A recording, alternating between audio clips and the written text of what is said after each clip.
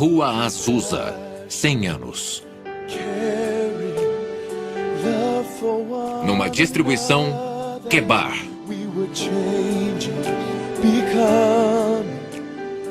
Celebração dos 100 anos do renascimento da Rua Azusa. Versão brasileira, Estúdio Gábia, São Paulo. Como o Pentecostes chegou a Los Angeles, como foi no começo, velhos milagres de Azusa do meu diário.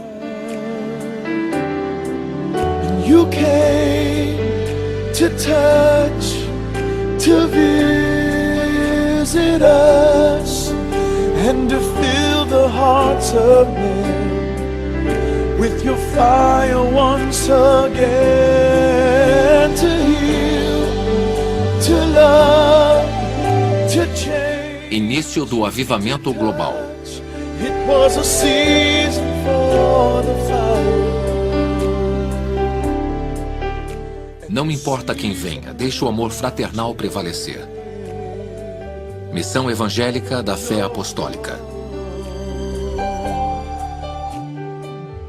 Quando Tim Story e eu começamos a pesquisar o avivamento da Rua Azusa, em 1992, ficamos chocados por a verdadeira história nunca ter sido escrita ou documentada. E agora que as pessoas estão falando de celebrar seu aniversário de 100 anos, pensamos que seria importante saber o que estão celebrando. Cada membro da igreja que seja carismático ou pentecostal tem suas raízes do avivamento da Rua Azusa e, mesmo assim, a maioria das pessoas não conhece sua própria história. Achamos que é importante a história ser contada e compartilhada com essa geração e passada para nossos filhos e nossos netos. Devemos compartilhar com eles nosso rico legado espiritual que temos com Deus vivo. Quem somos? Por que oramos como nós oramos? Por que adoramos como adoramos? Nosso trabalho como produtores e ministros não é só apresentar os fatos históricos, mas colocar carne e sangue e fazer as pessoas da história virem à vida.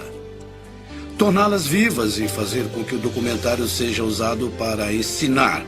Então, esperamos que desperte o interesse para um novo avivamento. As chamas estão sendo acesas pelo Espírito Santo em todo o mundo. Dessas pessoas. Muitas pessoas pensam sobre o avivamento da Rua Azusa e falam sobre falar em línguas. É muito mais que isso. Se falarmos do modelo igualitário que Deus quer que sigamos, tem que ser humilde o suficiente para segui-lo. Era 1906 e Deus mostrou um modelo para a sociedade que estava muito à frente do tempo. Em 1906, as mulheres dos Estados Unidos não tinham o direito nem de votar. Mas na missão da Rua Azusa, elas tinham posições de autoridade e liderança. Elas eram iguais. Não porque era politicamente correto, mas porque elas queriam fazer isso e ver além. Foram humildes para seguir as instruções de Deus. Em 1906, havia leis pesadas de segregação por toda a sociedade. E ainda assim, Deus mandou um avivamento para negros, brancos, hispânicos, todas as raças reunidas e amadas como uma. Deus mandou as respostas para a integração 50 anos antes de qualquer legislação de direitos civis. Os sábios da igreja apontaram como a maior realização de Deus no século XX.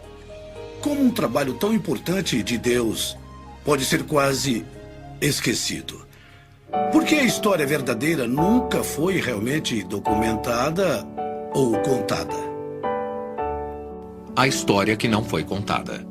Estou, de certa forma, chocado por as pessoas saberem tão pouco.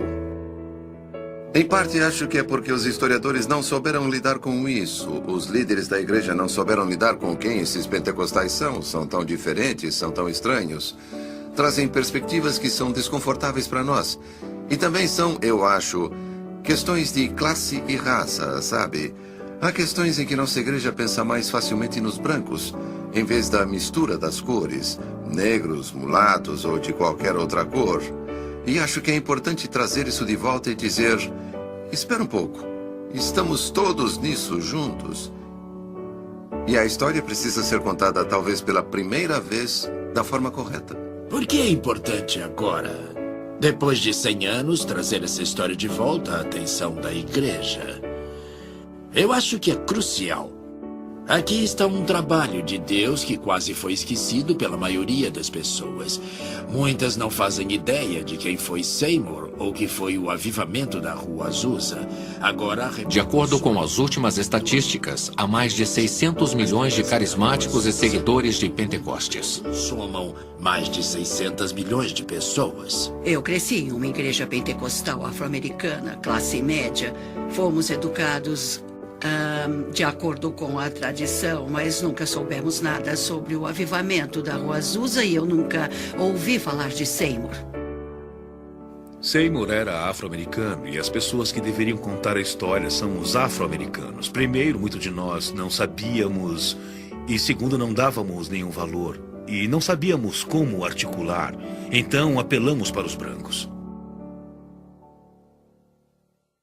Significado histórico. Sidney Ostrom, da Universidade de Yale, uma vez disse que William J. Seymour exerceu mais influência do que qualquer outro líder afro-americano na história dos Estados Unidos. E na revista de história cristã, William J. Seymour foi listado como um dos maiores líderes cristãos do século XX inteiro. Quando a revista Time fez uma edição especial sobre os 2000 anos de cristianismo, a Rua Azusa foi citada como um dos maiores eventos nesses 2000 anos de fé. Espera um pouco, nós deixamos passar uma grande história aqui, que teve um grande impacto. Precisamos ver isso de forma mais séria. Não tem como exagerar a importância histórica do avivamento da Rua Azusa. A igreja nunca mais será a mesma pelo que aconteceu no avivamento da Rua Azusa. O avivamento da Rua Azusa deve ser lembrado porque foi a criação da experiência pentecostal como nós conhecemos hoje nos Estados Unidos e em todo o mundo. A experiência dos Atos dos Apóstolos se tornou viva. Não era só uma coisa que as pessoas liam. Porque depois de Azusa, tornou-se uma experiência real.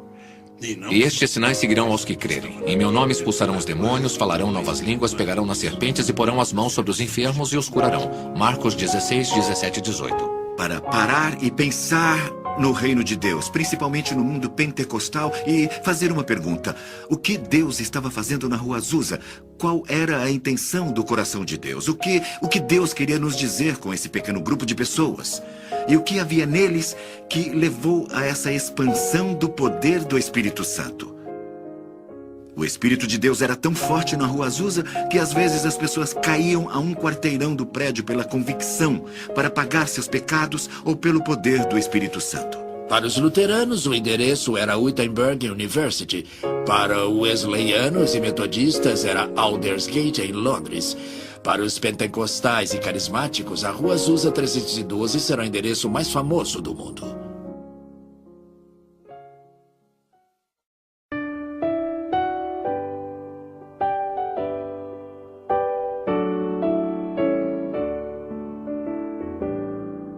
Oração atendida. O Dr. Vincent Synan disse que, para os cristãos, a Rua Azusa 312 seria um dos endereços mais famosos do mundo. E o historiador Sidney Ostrom disse que Seymour exerceu mais influência sobre os cristãos americanos do que qualquer outro líder negro. E começou aqui, há mais de 100 anos, no que era então Rua Bonnie Bray 214. O endereço foi mudado para o atual Rua Bonnie Bray 216. Esta é a casa e o lugar em que tudo começou. Como em Atos 2, versículo 4, eles falaram em línguas. Esta casa da Rua Bonnie Bray 216 é a última estrutura física que sobrou relacionada ao avivamento da Rua Azusa.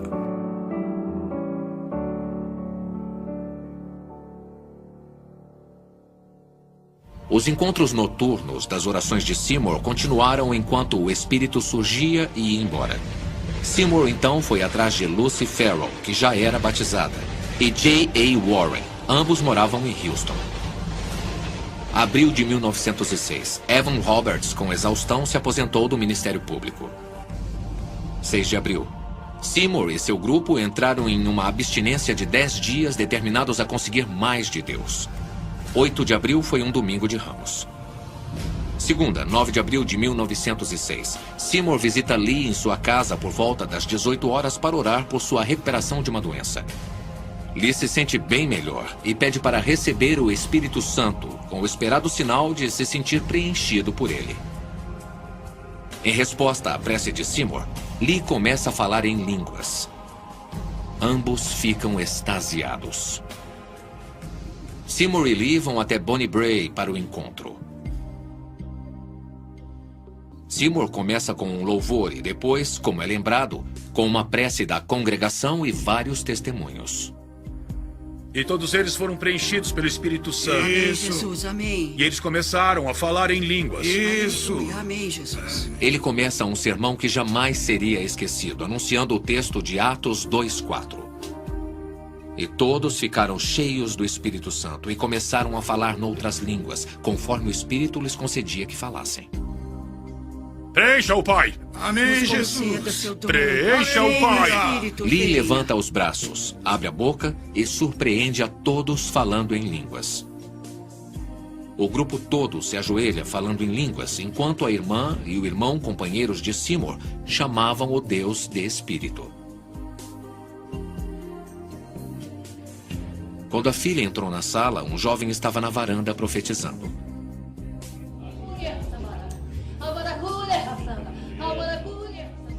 Jeannie Evans Moore, que morava na casa da frente, começou a falar em línguas. Jeannie não sabia tocar piano, mas preenchida com o Espírito, ela tocava lindamente. E com uma linda voz, incrivelmente cantou em 6 línguas estrangeiras, com interpretação. Esses dons, de línguas, de cantar e tocar, continuaram até o fim de sua vida.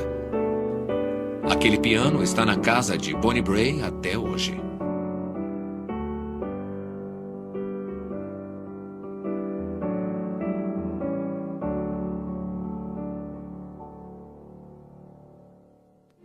Há divergência sobre como e quem foi preenchido primeiro pelo Espírito naquela noite. Alguns registros dizem que Lucy Farrell, de Houston, orou e colocou as mãos nas pessoas. Outros dizem que o garoto foi o primeiro. Mas todos os registros concordam que aconteceu naquela noite. Segunda-feira, 9 de abril de 1906. Filmagem de 1992. Como foi que você se envolveu? Eu quero entender a história. Eles quase tiraram a casa de nós, então você se envolveu e ajudou a salvar esse lugar histórico, não é isso? Sabendo que eu era escriturário, nós não sabíamos o que eles planejavam fazer. E descobrimos que eles planejavam derrubá-la e construir um prédio de apartamentos. Isso é incrível, porque quando nós falamos de história da igreja, você acha que a maioria dos cristãos vão saber o que realmente aconteceu? E isso é parte da nossa herança. Eu me envolvi porque achei que era uma coisa necessária de se preservar, uma das últimas relíquias da igreja. Essa é a última coisa física de que temos conhecimento do antigo avivamento de 1906. Art Glass interviu para impedir que a casa de Bonnie Bray, agora um museu, fosse demolida. É a única estrutura que sobrou do avivamento da Rua Azusa. Dr. Art Glass, 13 de outubro de 1938 a 8 de março de 2004. Obrigado, Art. Little David, play on your harp, hallelujah, hallelujah. David, play on your harp, hallelujah. David, play on your harp, hallelujah, hallelujah. David, play on your harp, hallelujah.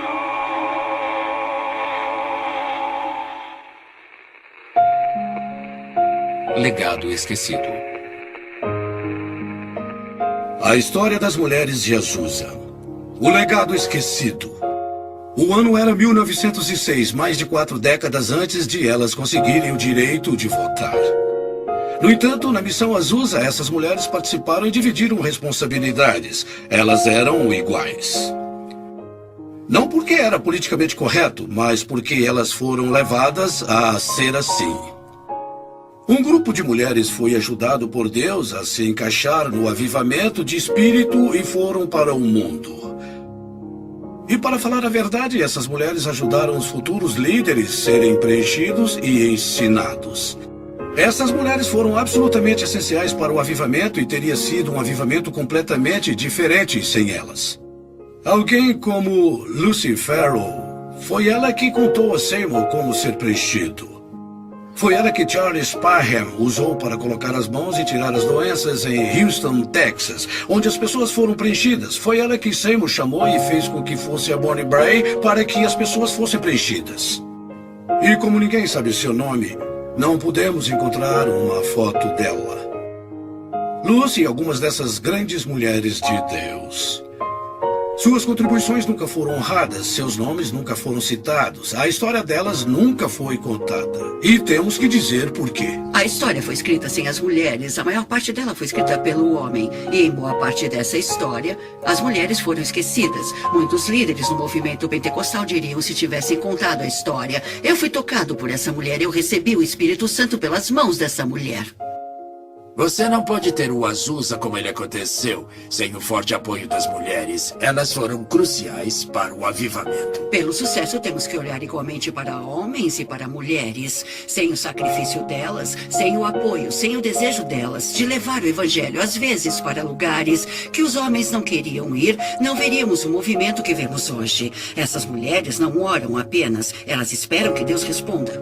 Então, quando oravam, procuravam uma resposta específica de Deus. Se você realmente estudar o avivamento, verá que teria sido diferente sem as mulheres.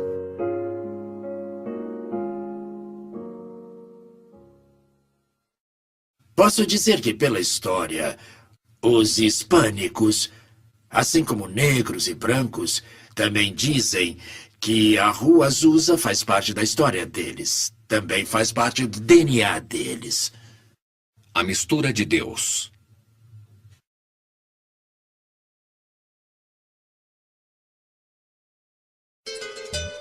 Não existem muitos nomes hispânicos que aparecem na missão da Rua Azusa. É realmente uma tragédia e acho que há uma razão para isso. Também acho que é importante reconhecer que aqui, na parte sudoeste dos Estados Unidos, há diferenças de classes que são desconsideradas dentro da comunidade latina. Existem aquelas pessoas que têm seus traços da Espanha, por exemplo, e há também os indígenas, que são nativo-americanos. Eu tenho duas enteadas, uma com descendência hispânica e outra nativo-americana. E isso cria questões culturais interessantes entre elas dentro da minha casa. Também tem o caso das pessoas que chamamos de califórnios. São pessoas que eram da Califórnia antes de se tornarem mexicanas. Considerando que eles tinham terras e direitos na Califórnia, eles eram da linhagem espanhola e tinham concessões de terras. E esses três tipos de pessoas apareceram na missão da Rua Azusa, e acho que é uma prova da diversidade latina que havia em Los Angeles. Os hispânicos estavam lá desde o começo da Rua Azusa. Algumas pessoas acham que a primeira pessoa salva no Azusa foi um hispânico católico que estava trabalhando na reforma do prédio. Ele foi salvo. Vamos dar uma olhada na história. Posso pensar em três famílias em particular. Uma delas era de Abundio Lopes e sua esposa Rosa. Quando sua esposa se junta a William Seymour, ele começa a pregar em vários lugares, todas igrejas de língua espanhola. Primeiro podia-se encontrá-lo na San Fernando Road e em um lugar chamado God's Detective Mission, um nome estranho para uma igreja, mas segue as diretrizes e foi claramente criada para atender às necessidades de trabalhadores de língua espanhola. Depois, ele passou a pregar em uma igreja chamada Apostolic Faith. Então, obviamente, ele captou a essência com William Seymour, mas era uma igreja apostólica de língua espanhola. A alguns quarteirões da missão da Rua Azusa, Ele era claramente um imigrante mexicano. Depois temos as pessoas chamadas califórnios. Conhecemos o nome A.C. Valdez, Alfred Valdez, que se tornou evangelista internacional. Ele tinha 8 anos de idade quando sua mãe, Suzy, o levou à missão da Rua Azusa. Então, A.C. Valdez se tornou um evangelista internacional. Mas eles são califórnios. Podem traçar suas origens de quando Cortés veio à Califórnia e começou a estabelecer a cadeia de missão. O tataravô de A.C. Valdez foi um dos soldados de Cortés. Ele veio e se estabeleceu em Ventura, na Califórnia. Um terceiro tem um homem que é mencionado, seu nome ele é Brígido Pérez. Ele vem, é um jovem, ele é solteiro e acho que provavelmente é um integrante mexicano que vem para os Estados Unidos e encontra trabalho. Quando ele é batizado, decide que não pode ficar parado, tem que fazer alguma coisa. E sei que depois ele vai para o México, então temos vários nomes de latinos no período de 1906 a 1909 que fizeram uma diferença significativa. Há outros nomes que aparecem especialmente no movimento apostólico. Ele vai trazer nomes, mas essas pessoas não aparecem até 1910, 1913, 1914. George Montgomery foi um investidor no mercado de ações. Ele tinha um lugar na Bolsa de Valores de São Francisco e era um homem muito rico. Tinha minas de ouro no México e usou essas minas para financiar os ministérios. Certamente, George Montgomery foi uma grande influência na liderança do irmão Olazábal e de Juan Lugo na experiência pentecostal. E Olazábal se torna muito importante no pentecostalismo, ministrando entre principalmente mexicanos e americanos. Mas não só com eles. Em todo o sudoeste americano, tudo até Nova York. Ele funda o Ministério Latino de Língua Espanhola, com a tradição pentecostal. Ele faz um trabalho maravilhoso. Acho que é importante lembrar quem ele é. Juan Lugo trabalha com cana-de-açúcar no Havaí. Fica sabendo o que está acontecendo aqui e é resultado do trabalho que George Montgomery tem feito com pentecostais. Ele entra em contato e vem para a Rua Azusa e acaba em Porto Rico. Então estabelece seu trabalho em Porto Rico e Nova York. Então estamos falando de pessoas que podem não ter passado muito tempo na missão, mas eram muito próximos dessas pessoas que foram participantes da missão da Rua Azusa. Há uma espécie de ligação. Muitos mexicanos foram para a Rua Azusa e o movimento pentecostal se espalhou por todo o México e Estados Unidos. Logo depois da Rua Azusa, grandes movimentos. Depois pela América do Sul, que agora em alguns países da América do Sul, como Guatemala, o pentecostalismo atinge cerca de 40%. No Chile, cerca de 30%. No Brasil, provavelmente 10% ou 30%. Então, a América Latina é cenário da explosão de crescimento do pentecostalismo pelo mundo. Grandes quantidades de grandes igrejas do mundo estão na América do Sul. Então, o espanhol se tornou língua de comunicação dos pentecostais por todo o mundo, seja lá onde ela é falada.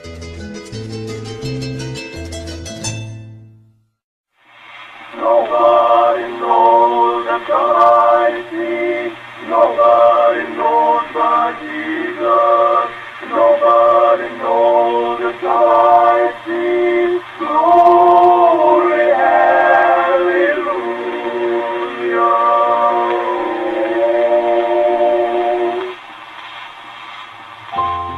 Preço pago. Nenhum movimento enfrentou tanto preconceito e oposição quanto a missão da Rua Azusa. Os artigos de jornais eram racistas, acusatórios. Falavam dessas pessoas como se elas fossem loucas, malucas. Usaram a palavra com P. Foram muito racistas. Elas eram frequentemente atacadas fisicamente e se elas mostrassem alguma ligação com o avivamento, jogavam legumes nelas, derrubavam suas tendas e às vezes suas casas eram queimadas. Se as mulheres eram pegas falando em línguas na esquina, eram presas como pessoas insanas. E muitas vezes as mulheres eram ridicularizadas pela imprensa. Falavam constantemente para elas que elas eram indecentes, porque rolavam no chão, e o vestido delas podia subir um pouco. Teve até um artigo de jornal que falava que elas deitavam no chão e balançavam os pés no ar, de forma que não se encontrava em nenhum outro lugar de Los Angeles. A polícia teve de aparecer e fechar o lugar. A pior declaração que foi dada foi por G. Campbell Morgan, que chamou o movimento pentecostal de último vômito de Satã. Depois outros falaram de bruxaria, possessão do demônio. O primeiro livro contra o movimento chamava Demon and the Tongues de Alma White. Então os pentecostais tiveram que lidar com duras críticas da imprensa e das igrejas. Na primeira passeata de estudantes, havia batistas em cavalos, acompanhando os pentecostais, atirando nos pentecostais que estavam no movimento. Houve muita perseguição naquele dia. Além da oposição, a imprensa e as igrejas eram violentas. Há muitas referências de histórias de crianças sendo queimadas, pedras sendo atiradas em pastores. Eles espalhavam excrementos de cachorros nas teclas do piano. Eles derrubavam as tendas e algumas pessoas ainda eram mortas. O grupo todo pagou um preço porque eles não eram queridos em Los Angeles. Eles pagaram um preço bem alto por Pentecostes. Se você se virar para Deus, Ele se vira para você. Se acreditar nele, Ele manda seu poder para a sua vida. Que o diabo tire suas mãos da propriedade de Deus. Oh, I know the Lord. I know the Lord. I know the Lord laid his hands on me. Oh, I know the Lord. I know the Lord. I know the Lord laid his hands on me. Down on my knees when the lights are by. I know the Lord laid his hands on me. I thought my soul would rise and fly. I know the Lord laid his hands on me. Oh, I know the Lord. I know the Lord. I know the Lord laid his hands on me. Oh, I know the Lord. I know the Lord. I know the Lord laid his hands on me. Aquele que acredita em mim deve fazer o que eu faço. Eu faço, e muito melhor do que isso, ele deve fazer o que Cristo fez. Cristo libertou as pessoas, Cristo as tocou e elas se curaram. Elas o tocavam e se curavam. Glória. Uma das coisas mais importantes da Rua Azusa é que acabou com a teoria de que existiam, desde Santo Agostinho, que a ideia dos milagres, sinais, maravilhas, línguas, interpretações vinham de demônios, acabaram. Mas o avivamento da Rua Azusa trouxe de volta à vida da igreja moderna o dom do Espírito Santo, o carismático, os milagrosos trabalhos do Espírito Santo. Então a mulher se virou e disse: ó Deus, salve a minha alma, entre em meu coração, cure o meu corpo aflito da tuberculose, eu te peço com essa voz fraca. O Espírito de Deus veio para mim e eu senti em cada pedaço da minha carne mortal. E o poder de Deus é tão grande que ele me levantou da cama e eu comecei a gritar de felicidade: salva pelo Espírito de Deus. E Deus nunca falaria. Essa geração de ministros curadores foi formada da fundação do avivamento da Rua Azusa. E você leve meu poder de cura para a sua geração. E eu sabia. Centenas de aleijados, centenas. Centenas de cegos e surdos. 40, 50 mil pessoas estavam lá. E essa pessoa foi transformada do jeito mais incrível. E quando comecei a pregar para o mundo, de repente, aquele aleijado começou a se esticar. E você podia sentir os ossos se quebrando. Eu vi uma coisa que não tinha visto até aquele momento da minha vida e depois vi centenas de vezes repetidamente. Eu vi mães levando suas crianças aleijadas, tirarem os aparelhos de suas pernas e dizerem: ande. Não tem como descrever. Quer dizer, elas estavam de pé em questão de minutos. Havia centenas de aparelhos, muletas que auxiliavam centenas de pessoas em todos os tipos de doenças. A Rua Azusa representou não apenas o batismo no Espírito Santo e falar em línguas, apesar de ser a maior atração, mas apesar dos sinais e maravilhas e milagres de todos os tipos, houve coisas incríveis que aconteceram. Uma vez uma parede foi coberta por muletas e aparelhos de pessoas que haviam sido curadas na Rua Azusa.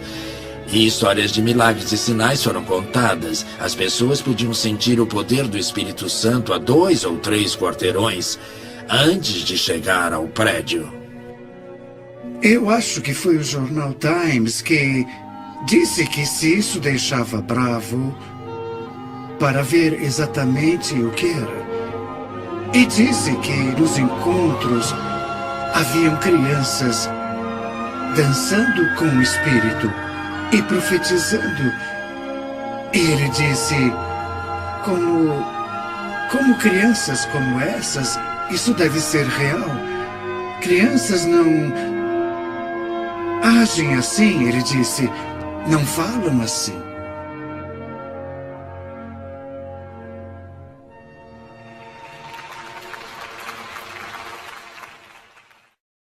Foi um grande movimento cultural. Tinha muito a dizer aos líderes da sociedade, tinha muito a dizer aos líderes contemporâneos da igreja. O que temos a oferecer hoje, o que nós temos que seja único. Nós parecemos com as igrejas do resto do mundo. Compromisso.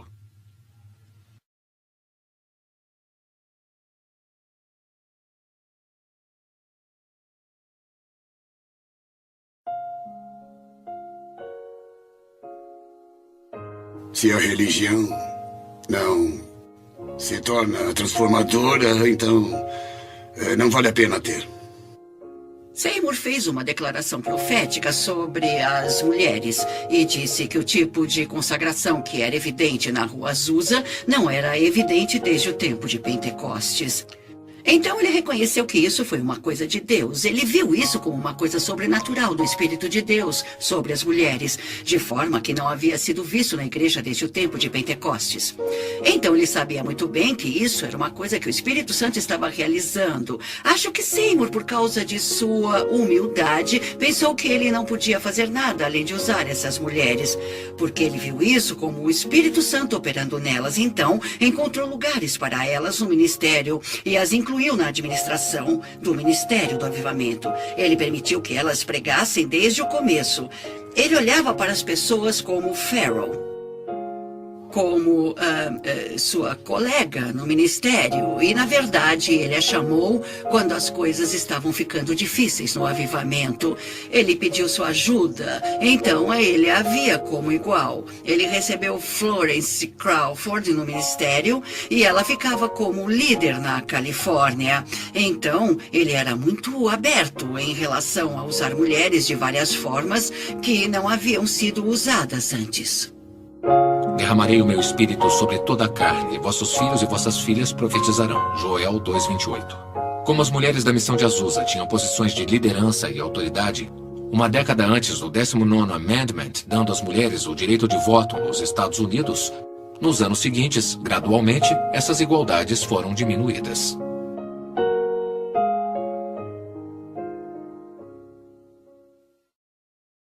Se há uma fraqueza no pentecostalismo, é que deixamos a cultura ao nosso redor nos espremer no molde dela, quase em oposição a Romanos 12:1-2, sobre não se conformar em relação ao mundo. Mas o mundo, de certa forma, nos colocou em um modelo e disse, vocês não podem ser assim, não devem ser assim. E aí, como resultado, nós abrimos mão de várias coisas que nos tornaram o movimento que somos. Os pentecostais eram considerados fanáticos, eram considerados de classe baixa, eram considerados sem educação. E eles queriam algum respeito. Um dos preços que se tem que pagar pelo respeito é que você tem que incluir as mulheres. Isso era conhecido como uma operação que dava às mulheres liberdade, que era nova e desconhecida. Então, se vamos ser respeitados, nós temos que incluir as mulheres.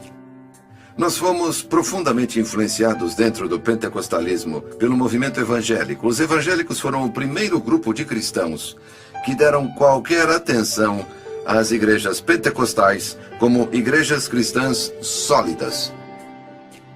No começo éramos vistos como frios, éramos vistos como céticos, éramos vistos como pessoas que deveriam ser marginalizadas da sociedade. E foram os evangélicos que vieram para nós quando formamos a Associação Nacional de Evangélicos e disseram: vocês podem nos ajudar e nós ajudamos vocês. E esse reconhecimento valeu muito para nós. Havia uma revolta contra a ideia moderna de mulheres e a liberdade e as coisas que vinham junto. Mas, ao mesmo tempo, o movimento queria ganhar respeito porque, desde o começo, eles lutaram e eram vistos como causadores da diferença. Então, os pentecostais eram considerados um mal e eles não queriam mais ser vistos dessa forma. O papel das mulheres mudou conforme as igrejas foram ficando maiores. Não as coloquem no púlpito, não permitam que elas tenham palavra igual ao governo da igreja. E acho que parte disso foi um acordo dos evangélicos, que sempre foi considerado o principal, as mulheres manterem o silêncio na igreja, e eles não veem o livro de Joel e o livro dos Atos da mesma forma que os pentecostais. Uma troca por serem aceitos no movimento evangélico era a mudança da posição das mulheres. E, infelizmente, acho que os pentecostais foram levados a não lutar, a se acomodar pelo fato de que o que realmente o torna pentecostal é ser batizado no Espírito e, em muitos casos, que tenha falado em línguas. Quando estamos em Cristo, os outros sabem, nós sabemos. As pessoas que nos observam sabem. Na verdade, só estamos realizando as orações de Jesus. É o que todos nós queremos. É o que todos nós queremos que o mundo acredita. Esse é o objetivo do grupo. O objetivo do grupo não é só se reunir para ficar juntos. Eles se reúnem para o mundo ver. Aparentemente todos se reúnem. Aqueles que se chamam de cristãos se reúnem. Gálatas 3:28. Não há judeu nem grego, não há escravo nem livre, não há homem nem mulher, porque todos vós sois um em Cristo.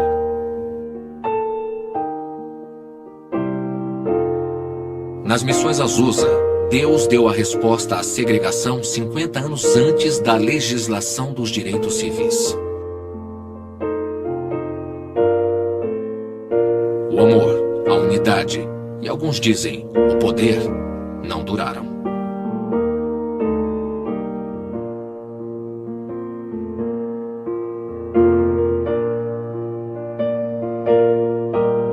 Porque o homem entrou no caminho.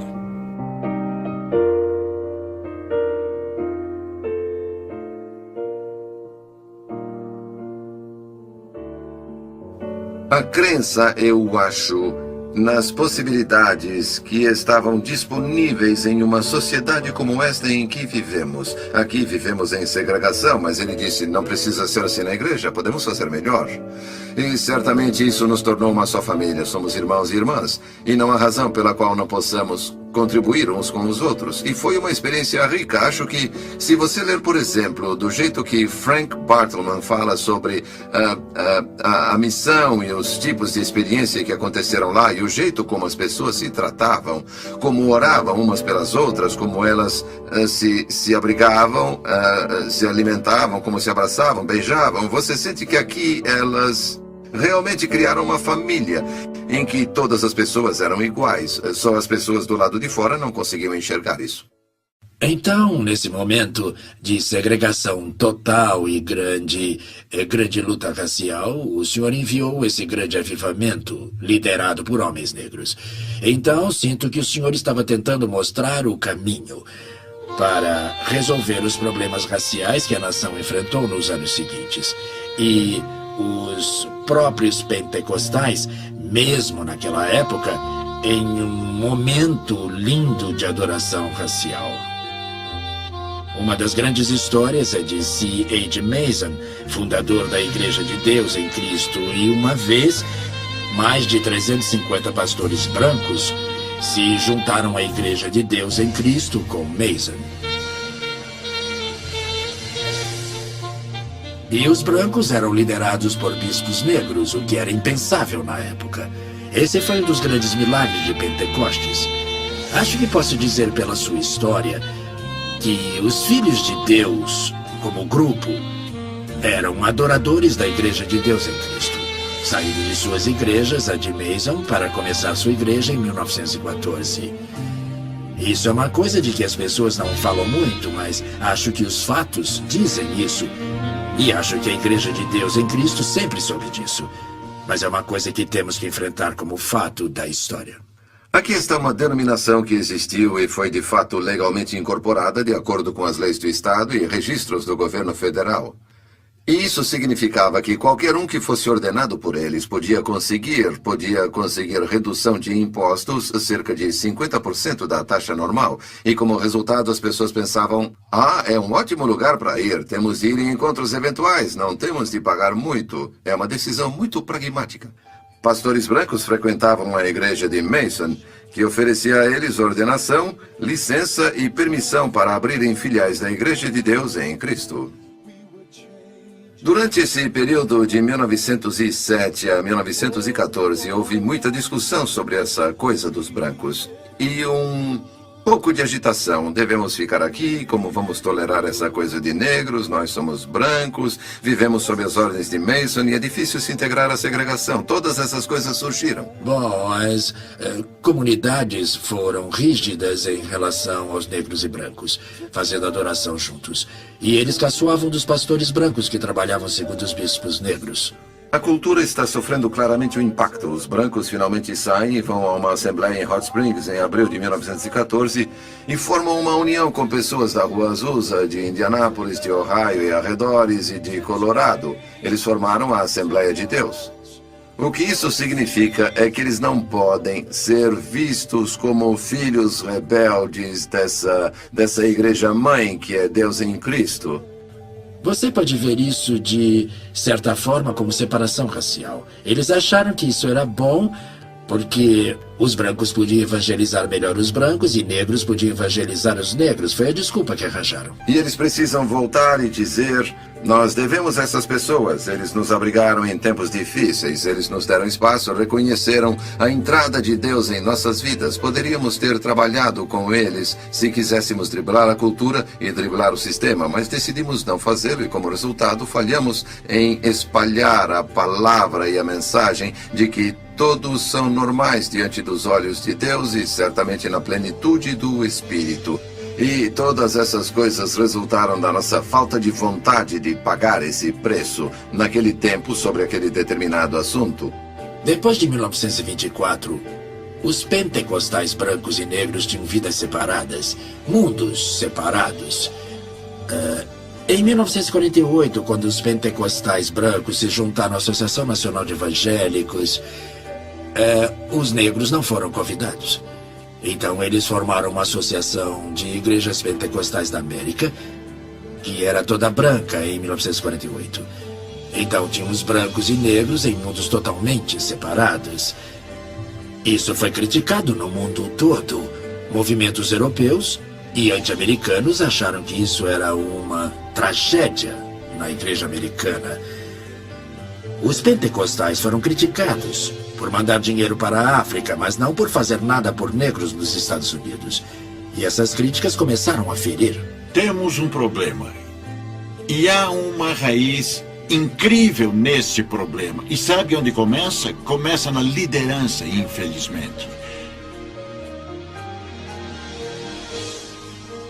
E até que a liderança queira verdadeiramente atingir a redenção, não só em palavras, mas no espírito do ecumenismo.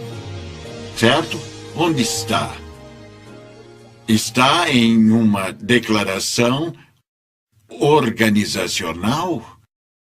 Mas onde está na realidade? A tendência é distanciar de onde começamos, no sentido de esquecer o preço que essas pessoas pagaram para tornar possível que todos os homens e mulheres realmente formassem um sacerdote que todos acreditassem e não fosse só teoria.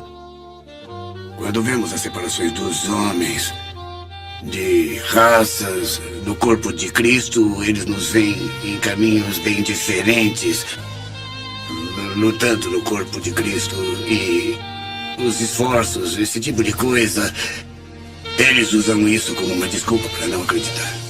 Eu acho que a Rua Azusa é um exemplo claro de pessoas superando seus interesses pessoais por uma coisa que importa: ser preenchido por Deus, pelo Espírito. E isso é o começo de uma mudança. Isso me parece ser o começo de uma mudança radical. E a mudança pode vir, mas precisamos de mudanças radicais. Precisamos de objetivos e modelos. E é hora da igreja ir atrás disso.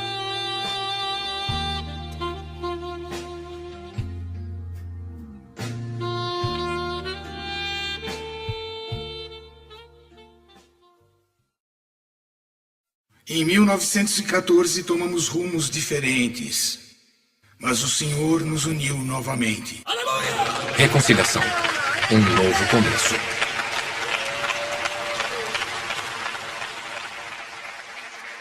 Foi chamado de O Milagre de Mênfis.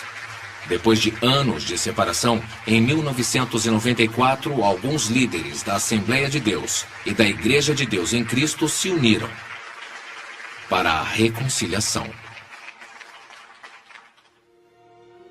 Nós acreditamos que o Espírito Santo intencionalmente nos deu a Rua Azusa como caminho e indicação do que deveríamos nos tornar. Não podemos desfazer a história de racismo que se seguiu depois do avivamento da Rua Azusa, mas podemos, com a ajuda do Senhor, escrever um capítulo novo e melhor e nos comprometermos com isso. E com sua graça, ajuda de seu perdão, encorajamento e generosidade, conseguiremos. Mas Deus vai nos ajudar a mudar, porque Ele quer que a igreja seja tão inclusiva quanto sua própria graça. Então, vamos unir nossas mãos e corações e começar a jornada retomando a solidariedade da Rua Azusa e depois pedindo ao Espírito Santo para registrar o exemplo brilhante de fraternidade entre todas as raças e pessoas da igreja pentecostal norte-americana nos anos que se seguirão. Em nome de Jesus. Com isso, a Assembleia de Deus se compromete e peço que se juntem a nós. Deus os abençoe. God said, I want you to know the Holy Ghost is my great unifier.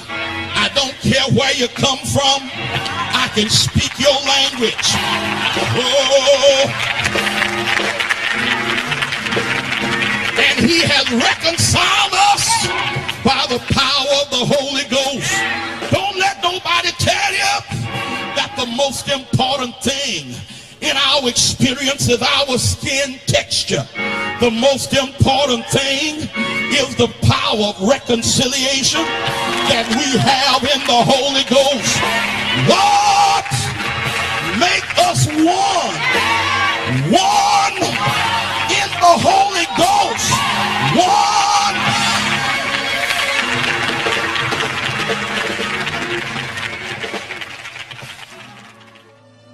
O que aconteceu não foi só para as duas comunidades, mas foi simbólico para todos os crentes. Em uma reunião subsequente, falaram em línguas. O Senhor tinha muito a dizer. O pastor Jack Hayford fez a interpretação. Meus filhos e minhas filhas, vejam se puderem pelo lado dos céus e vejam quem vocês têm sido. 2 córregos separados. Aleluia. mas corpos que continuaram em Obrigada, movimento. Senhor. A água se tornou lama. Mas, filhos e filhas, se olharem para dentro de vocês, há alguns que não poderão beber pelo que viram. Vocês não sabiam disso.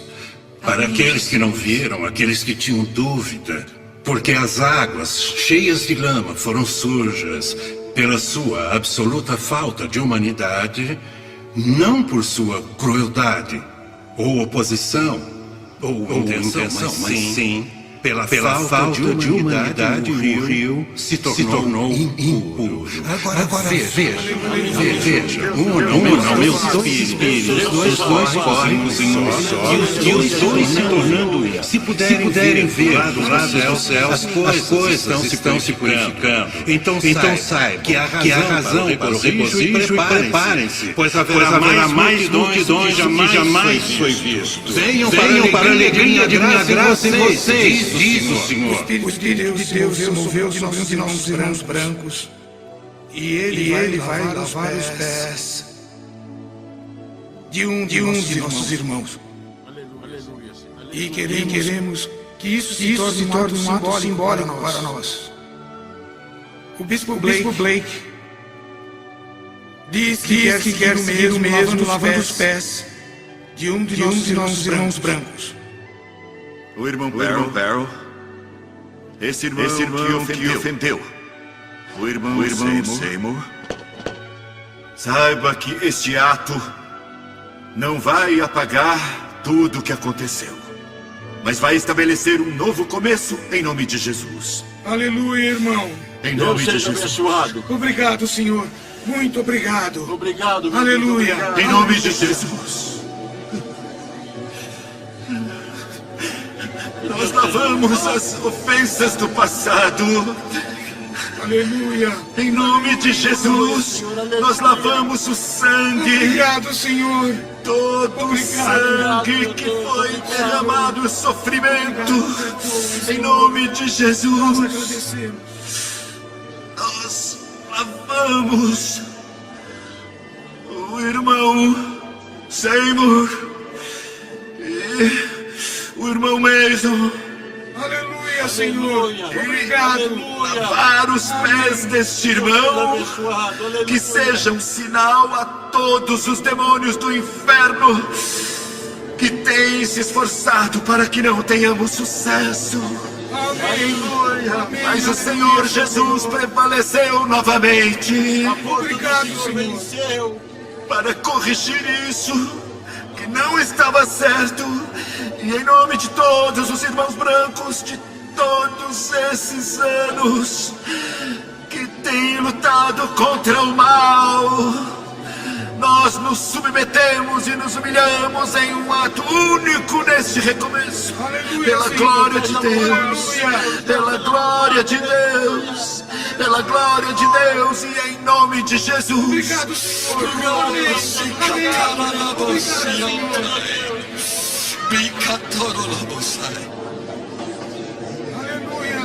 Aleluia. Aleluia. Deus seja abençoado. Jesus. Amém, Senhor. Muito obrigado, Deus. Senhor. Aleluia. Queridos irmãos, isso não é uma troca de superioridade de um ou superioridade de outro, Proteja o Senhor. mas sim uma igualdade. Aleluia. Aleluia. Negros e brancos servindo um ao outro. Deus seja louvado. A glória do único Mestre, Jesus Cristo, nosso Senhor. Aleluia. Ele é nosso Senhor e somos seus servos. Aleluia. E servindo uns aos outros, Aleluia. vamos servi-lo. Aleluia. Aleluia. Em nome de O bispo Jesus. Charles Blake, da Igreja de Deus em Cristo, lava os pés de Thomas E. Trask, superintendente-geral das Assembleias de Deus. Perdoa os nossos pecados, Senhor. Glória a Deus. Glória em nome de Jesus. Nós louvamos. Aleluia. Aleluia. Aleluia. Quero que todos que estão presentes aqui, se puderem, que se ajoelhem para Deus e se tornem seus servos.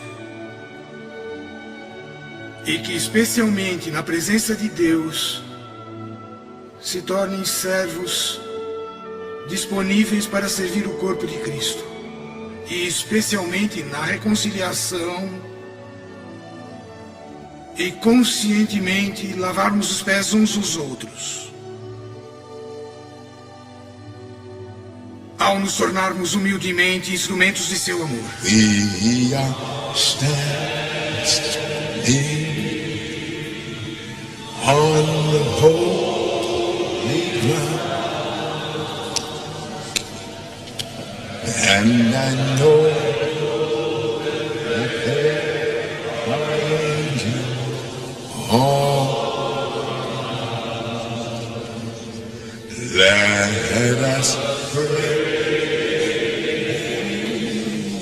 Jesus.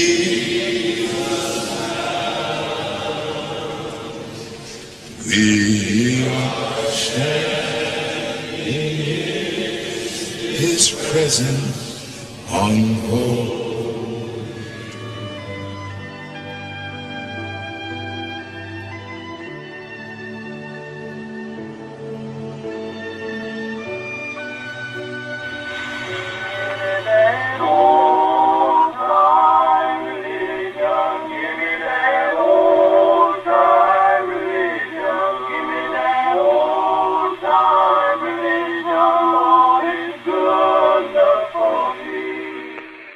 Devemos lembrar da vontade deles. Eles queriam Deus acima de tudo. Eles queriam conhecer o poder de Deus, o Espírito de Deus, Deus do coração, mais até do que suas próprias vidas. E por causa disso, Deus ouviu o apelo deles.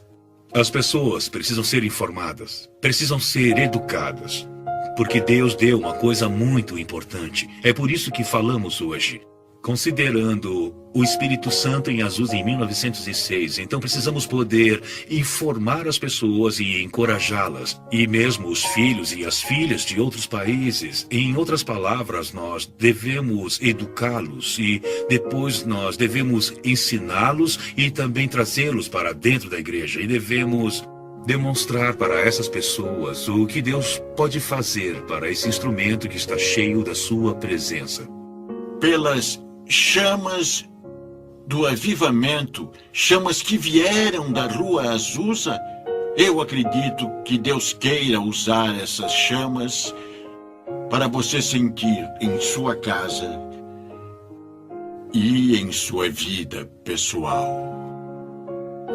E como Deus pode usar você, pode também ser uma bênção para você em todos os aspectos de sua vida pessoal. Suas finanças, sua família, seu ministério. Se deixar as chamas da Rua Azusa tocar em você, você nunca mais será o mesmo.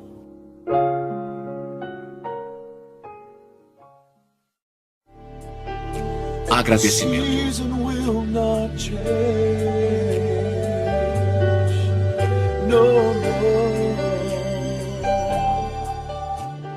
Eu olho para essas pessoas da Rua Azusa e digo, foram eles, os fiéis à tarefa, que tornaram possível para os meus pais e também meus avós se tornarem crentes em Pentecostes. E mais do que isso, líderes do pentecostalismo. Foram eles que tornaram possível que eu aparecesse no cenário pentecostal, sem ter que desistir do que acreditava, sem ser ridicularizado o tempo todo. As pessoas que jogam pedras de vez em quando nos chamam de charlatões ou tiram sarro, mas o preço tem sido pago por aquela primeira geração de crentes. E olho para isso e digo, obrigado, Deus, por essas pessoas.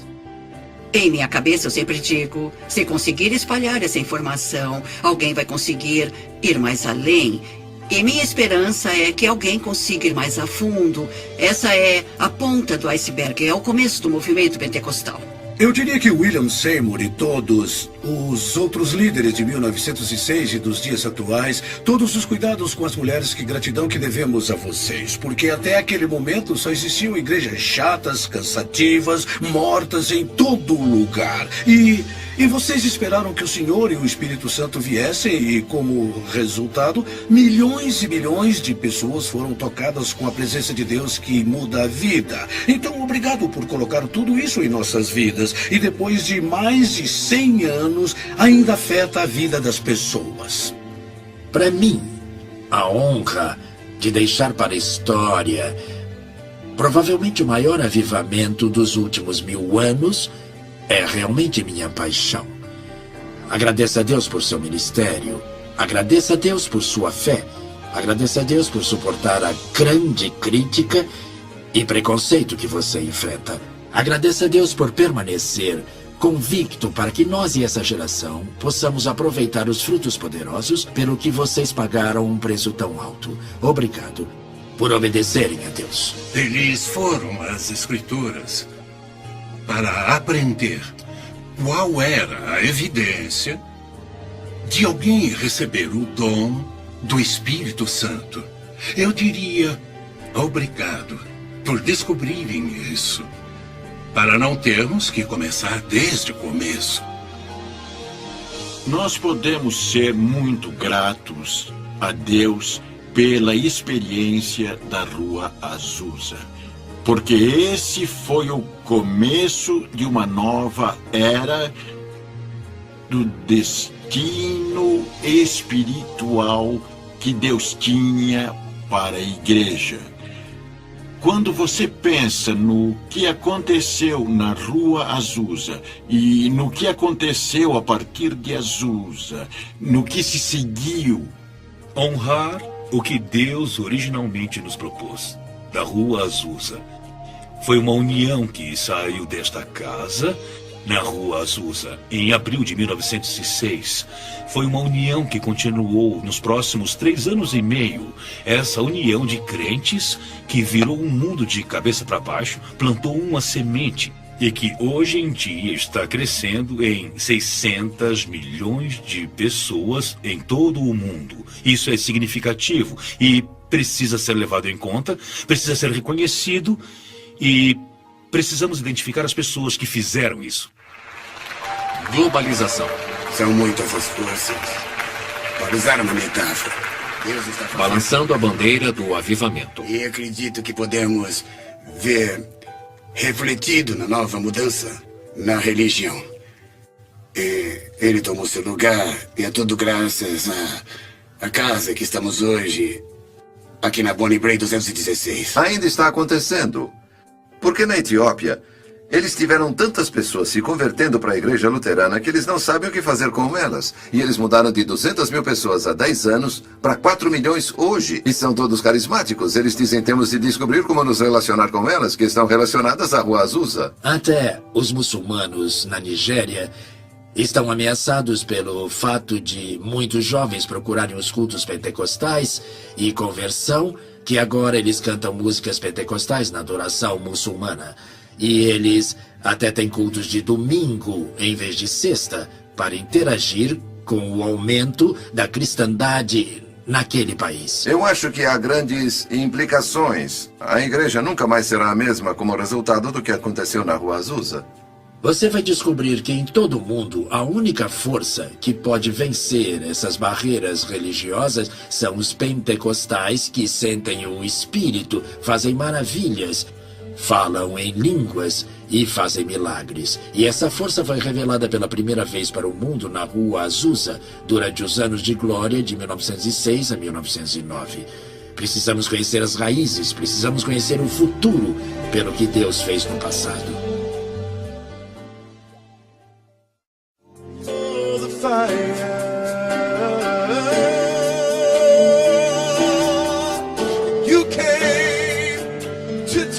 Cruzada Reinhard Bonnke, Lagos, Nigéria.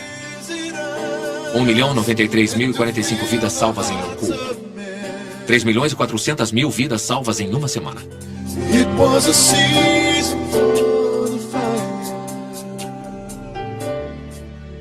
O que você vai fazer? Levantar a bandeira do avivamento em sua própria casa? Em sua própria família? Levantar a bandeira do avivamento em relacionamentos e em sua própria igreja? Em sua cidade? E depois se tornar parte desse novo avivamento que vai tocar o mundo de hoje? Essa é a nossa esperança. Essa é a nossa oração. Que Deus abençoe.